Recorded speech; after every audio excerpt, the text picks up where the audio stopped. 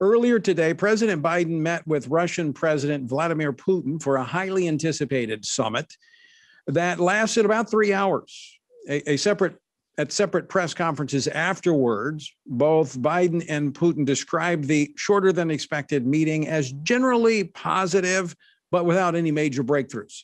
Biden said, quote, he did what he came to do. And that we'll have to wait and see if Russia got that message that he went to deliver. And now, as Biden wraps up his first foreign trip as president, the question is, what image did the new administration project to the rest of the world? Here to answer that question is Montana Senator Steve Daines. Senator Daines, welcome back to the program. Glad to join you, Tony. So what image is being projected to the world by this new administration? Well, I think President Biden was very weak going into this meeting, and he's weak coming out of it. Biden has been very soft on Russia, and he's been pretty tough on America. You look at what he's done, certainly with the pipelines, killing the Keystone Pipeline, on one hand, killing American jobs, and then he green lights the Nord Stream 2 pipeline, a natural gas pipeline that will run from Russia to Germany. And then look what's going on with cyber attacks. These are Russian cyber attacks that took down the Colonial Pipeline that was a major pipeline along the East Coast supplying gasoline. It took down a meat packer.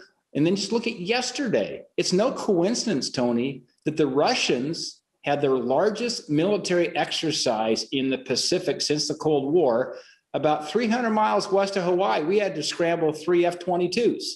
So that's not a coincidence. Putin's flexing his muscle. He's coming out at a strong. Biden, I thought, went into the meeting as weak and came out of it looking weaker.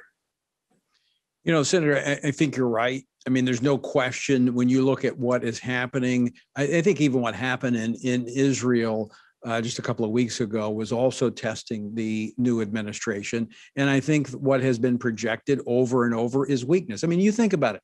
We have an administration that is more interested in transgender policy in our military than equipping our men and women to fight. They're having them stand down so that they can look at extremists. They're more concerned about pushing radical ideology like critical race theory throughout our nation's military than they are equipping them to fight and win America's wars. The tyrants abroad get that. They understand that. They're not playing games like we are. No, they're not. And it's just two different views of the world, Tony. We understand. We understand there's good and there's evil in this world. There's good guys and there's bad guys. As you mentioned Israel, I mean, the reason that Hamas and Hezbollah were emboldened to start launching rockets into Israel is because President Biden said it's time to cozy up to the Iranians and restart these discussions and start sending a massive amount of cash again, like we saw from President Obama. But another part that was very telling, I think, was Biden just released his budget, his federal budget. It was a 16% increase, so more massive federal spending on a lot of the social programs. There was only one area that was cut. If you factor in inflation, one area, and that was defense spending. So massive increases everywhere. One place he cut was defense spending. Now think about what message that sends to Putin and our adversaries, the Chinese, the Iranians, the North Koreans, the Russians, when Biden is going on offense with that kind of budget, with actually reductions in defense spending.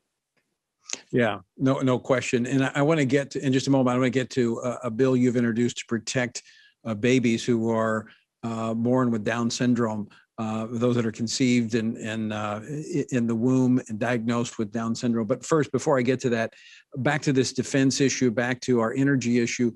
You talk about cutting the Keystone Pipeline. He goes to the G7 meeting talking about climate change and renewable energy. I mean, I would have to think China, Russia, they're laughing at this because they know the only way to sustain power right now is the use of energy, oil, and we're cutting it off here in our own country, making us energy dependent again. Tony, I think they're more than laughing. So I think they're cheering what's going on. If you think about what competitive advantage we have in America to win the race against China, which will be the great challenge we face for our kids and our grandkids, we're free, they're not. We have the rule of law, they don't. And we have an abundant supply of energy. We are energy independent. Thank God for that in America. And the Chinese are the number one importers of oil.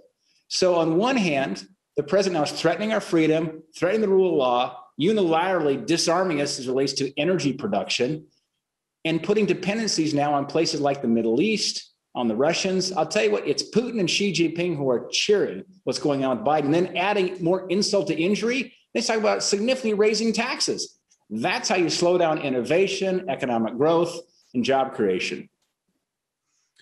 Senator, unfortunately, we're out of time, and I want to get you back on to talk about Protecting Individuals with Down Syndrome Act that you have been working to get bipartisan support for this measure on the Senate. Quickly, where can folks find out more about this bill?